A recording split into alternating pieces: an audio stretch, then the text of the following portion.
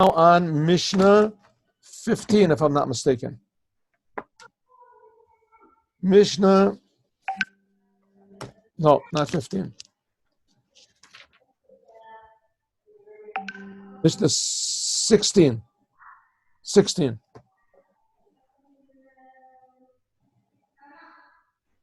Mishnah number 16. Okay. What am I supposed to do? Am I supposed to do something? I don't know. Okay, ready? Mishnah number 16. All right, we just finished with the last pair of partners, Hillel and Shammai. We learned what Hillel said, that Hillel said we have to makarav everybody to Torah and etc., love everyone. Shammai said you have to make your Torah the main thing in your life. You have to be pleasant to everybody. And now we are in Mishnah Tet Zayin. Rabbi Gamliel. Rabbi Gamliel ha-Omer. Rabbi Gamliel said, Aseh lecha Rav, make yourself a Rav. Histalik mi'asafek, do away with any doubts. Fa'al tarbeh, and do not increase la'aser, to take meiser, omadot, by estimation. Okay, what's going on over here? Just a simple meaning. What's happening here? Okay, first of all, it goes like this. The first temple is coming to its end. The second temple is coming to its end. Hillel and Shammai is about 100 years before the end of the second temple. Then after that, the Sanhedrin still exists. The Sanhedrin still, right, there was still Makadesh Levana, according to the Sanhedrin, for another couple of hundred years after the temple was destroyed. The Sanhedrin was there. There's a thing that says Esser Gullus, that the Sanhedrin moved to 10 different places. Tiberias was one of them, etc. And when there was a Sanhedrin, there was a head of the Sanhedrin, that was the Nasi, and there was his assistant, the second, that was the Av Beis Din. So there were still these people that were the heads of the Sanhedrin. Yeah, well, this stopped with Hillel and Shammai. With Hillel and Shammai, there wasn't any more Nasi, and they were just the leaders of the Jewish people. There was the head of the Nasi. There was just the Nasi. It was just the head of the Sanhedrin. Okay, so we're going to have it like this. It's going to be Hillel gives birth. His son takes over. His name is Gamliel. Gamliel has a son that's called Shimon. Shimon has another son, which is also called Gamliel. And this is when the temple is going to be destroyed. So let's look and see. Rabbi Gamliel said, Aseh lecha Rav istalek mi'asafek. Now I'm reading the Kahati over here. Kahati. Rabbi Gamliel sheba Mishnah. Rabbi Gamliel of our Mishnah is Rabbi Gamliel Azaken. And he is Gamliel, he's the son of Shimon, and he's the son of Hillel. So we have, in other words, Hillel Azaken, he gives birth to Shimon, and Shimon gives birth to this Gamliel here. So one generation is missing. We have Hillel, and after Hillel came Rabbi Shimon ben Hillel, and he's not mentioned in Pirkei Avos, and then there's Rabbi Gamliel. Shahaya Nasi, he was the leader of the Sanhedrin in the last 10 years before the destruction of the temple. So there was Hillel was 3 generations before the destruction of the temple. Then Hillel had his son Gamliel, and then came the 3rd generation, that was Shimon. I'm sorry, the 3rd generation was Gamliel. The 2nd generation, Hillel had a son called Rabbi Shimon, and he's not mentioned here. And Rabbi Gamliel was his son. Rabbi Gamliel ben Shimon, he was the rabbi at the time of the destruction of the temple. Sha'aya Nasi Sanhedrin Ba'asaros Hashanim Achronim Shalifnei Chorban Beis Hamikdash. Asheni, Hu HaRishon, this is the first one, Shalishmo, that to his name was called Rabban. Rabban Gamliel. Up to this time was Shmaya, Avatoli, and Hillel, Shammai, just their names. And here the name is Rabban.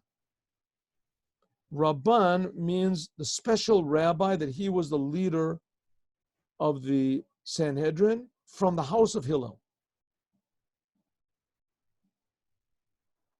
So again, we have Hillel. Hillel had a son that was called Shimon. Shimon had a son that was called Gamliel. And that's the one that's in this Mishnah here. He's the grandson of Hillel. And he was in the time when the temple was destroyed.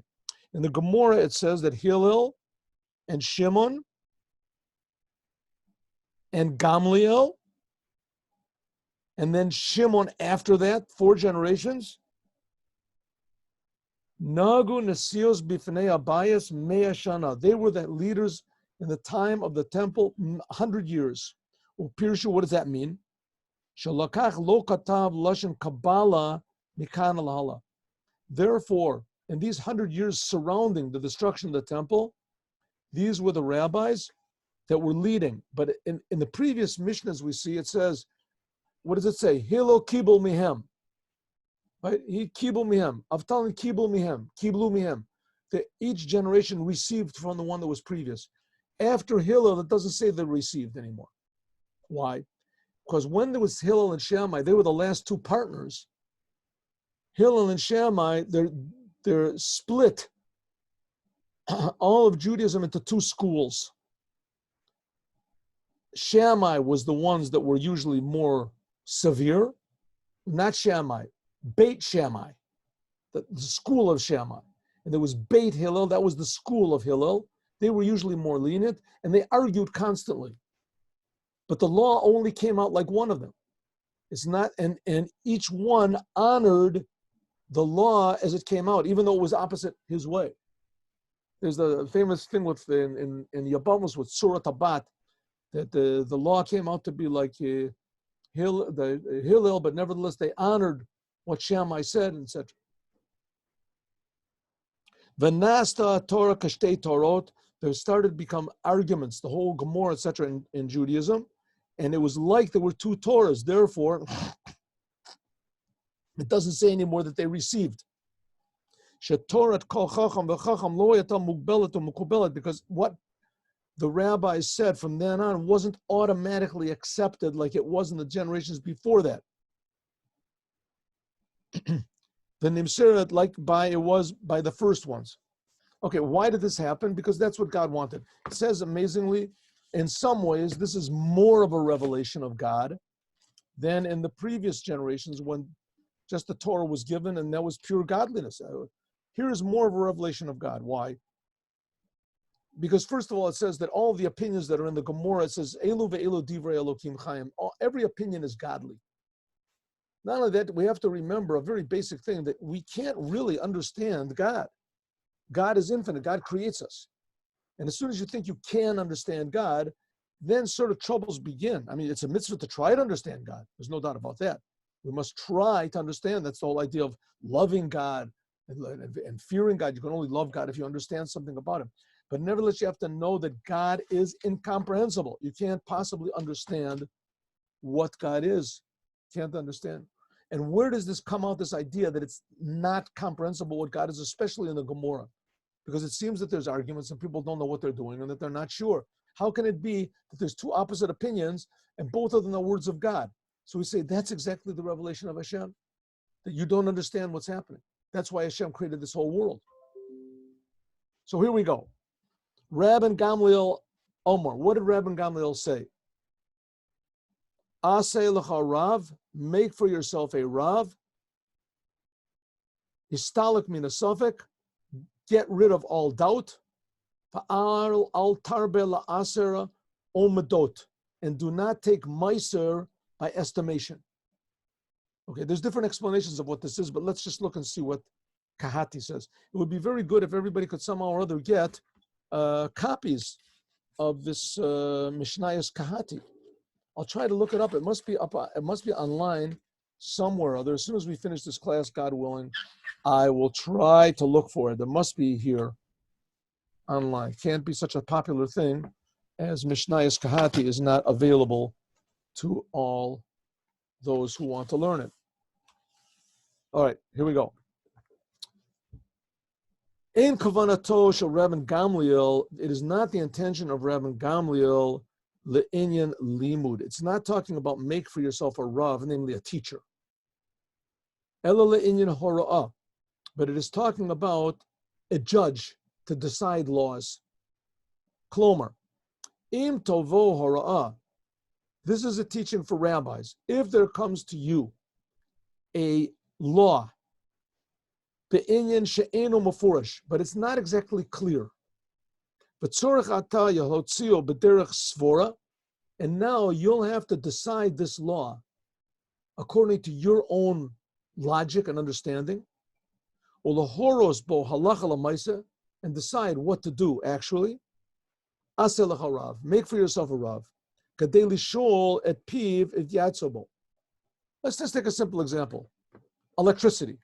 Is electricity fire or is it not? It is forbidden to light a fire on Shabbos. Is electricity fire or is it not fire? Well, I don't know. I mean, it doesn't seem to be really fire. You know, if you light a match, electricity doesn't come out. On the other hand, you know, a person, if he gets electrocuted, that's like fire. You know, so is it fire or is it not fire? So you don't know. People come and they ask you, is it fire or not? You say, you have to make a decision. You have to say something. So what are you going to do? So you say, yeah, I'll decide on my own. I says, no, don't do that. Don't decide on your own. Tell the people, listen, I have to ask. I have to consult with other people. I have to make myself a rav. He says, what do you mean? You're a rav. You're a rabbi. I says, it's true, I am a rav. But the reason I'm a rav is because I really am afraid of doing the wrong thing, and I always want to do the right thing. That's why I'm a rav, and I'm not just a reform rabbi or something. I really care about what is really right and what is really wrong, and therefore I'm going to find someone who can give me advice. I'm going to make myself a rabbi that's going to be over me. That's what he's saying.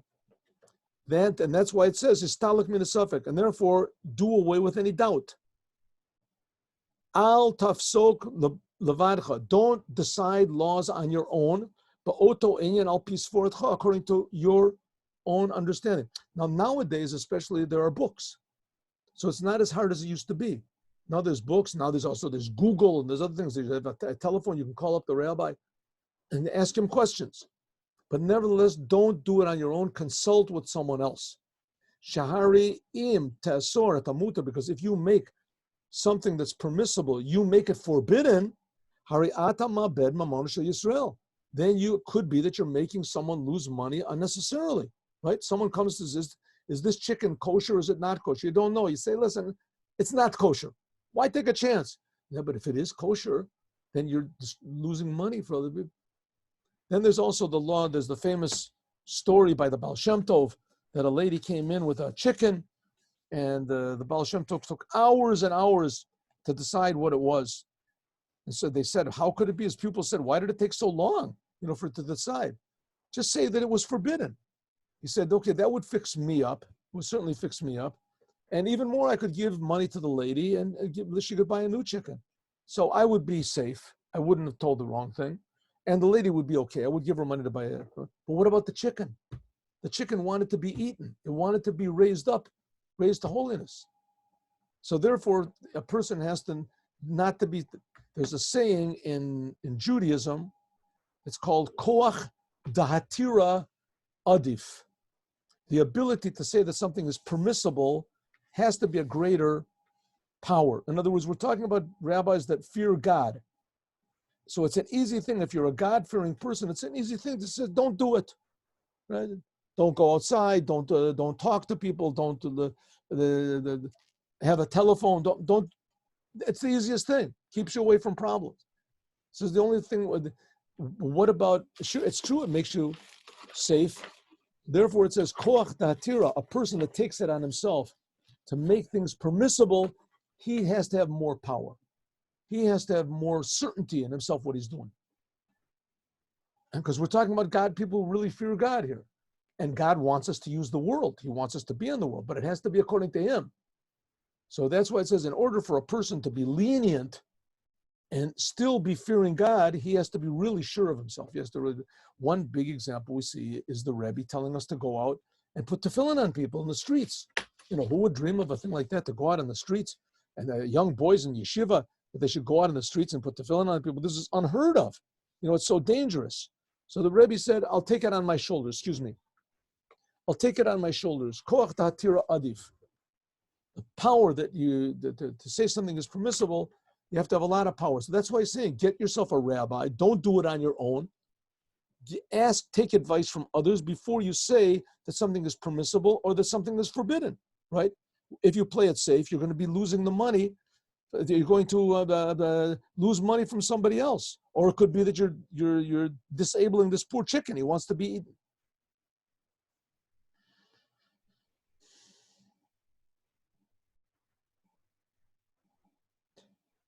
V'im tatirata isra, but if you say that something is permissible that really is not permissible, tavol takala al yadcha, then you cause people to do sins.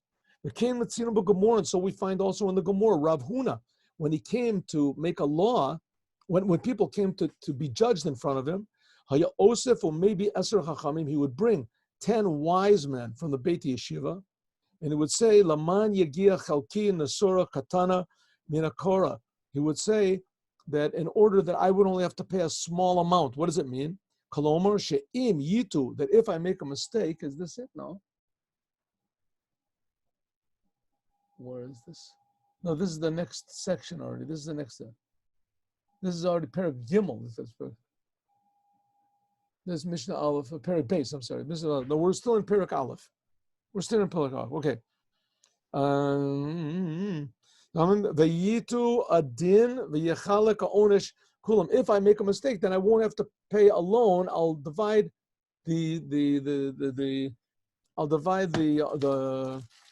I'll bear the mistake that I made with 10 other people. So he would never judge alone. Yeah, that's where we are. That's right. Very good. One Mishnah before that. Here we go. Here, this one. Tes Zion. But we're on the Kahati, and you don't have Kahati over there. That is, oh yes. He just takes a little bit. He took a little bit of the Kahati. Or maybe this is the Bartanura. Could be this is the. Oh yes, Bartanura. See, this is the Bartanura. We can do Bartanura also. Bartanura is also very interesting. Okay. The al tarbe the aser omados here. If you want to, we can do the Bartanura. Can you see where we are? Where is this? My pointer doesn't work, right? My pointer doesn't work for your thing. Okay, we'll have to figure out how to do this in a good way. Very good. Al tarbe la aser omdos. I'm reading the Kahati. You don't have that on your screen. You have on the screen the Bartanura, where the Bartanura lived, 1,000 years, something, a long time before. Now you can control. Kahati did. Alte ragil lahafrish maisros alpi omdon v'hashara. When you take meiser from fruits, don't do it by an estimation. I think this is about, be exact. Va'av kan, the reason is kadeli stalak me'asafik, in order to avoid any doubts and mistakes. When you take meiser, do it exactly. Shahari haTorah nitna shiur b'meisros. The Torah gave an exact amount of how much meiser you should give, 1/10. If you give less than 1/10, nimsa meiser metukan, then what you gave, the meiser part, that's okay. But the fruits are not fixed up. She'ena muslim gedin, you didn't give enough. You're supposed to give 1/10, and you only gave 1/20. The imata mosif al shiur, but if you, let's say, I'll give more. I'll give 1/5 meiser.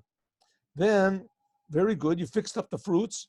Aval meiser, but the meiser, the part of the meiser that you give to the Levi, that's not fixed up. Why? Because shetevel v'meiser more of biachad. That you gave, the 1/10 of the fruits that you gave, that was very good. It's fixed up, but you gave twice as much. The other amount that you gave for the meiser that you weren't obligated to give, as it ends up that was really not meisered in itself. You didn't take meiser from it. This is regular fruits that you didn't fix up. That's called tevel. And tevel you're not allowed to eat until you fix it up. That's only talking about meiser. What's the law about meiser? Meiser is, let's say you have 100 pounds of fruits. So the law is you have to give 10 pounds of fruits. What if I say I only give 5 pounds of fruits? I make a mistake. So the 5 pounds that you get is very good. But there's another, you only gave half as much as you're supposed to. In other words, only half of those fruits have been fixed up. You say, okay, I get the point. I'll give twice as much. Instead of giving 10, I'll give 20. Says that's also not good. Why? Because it's true that the fruits are now fixed up. The what you left behind, those 80 that you left behind are good. But the 20 that you give to the Levi, as 10 of them are genuine meiser. But the other 10 of them are not meiser. They didn't take it off of anything. You're only supposed to take 1/10, and you took 1/5. Not supposed to do that. So if so, the other 10 that you've got that was extra, what are they? They're like in no man's land. This is like original fruits that you never fixed up. That's called tevel. So therefore, you have to be very exact. That only applies to meiser, but not to truma. From truma you can give also, but also you can do it by estimation. Why? Because the Torah didn't give an amount for truma. All you have to give is one little grain. That's the whole thing. That's good enough. But the rabbi said it's better that you should give 1/40th if you're stingy. One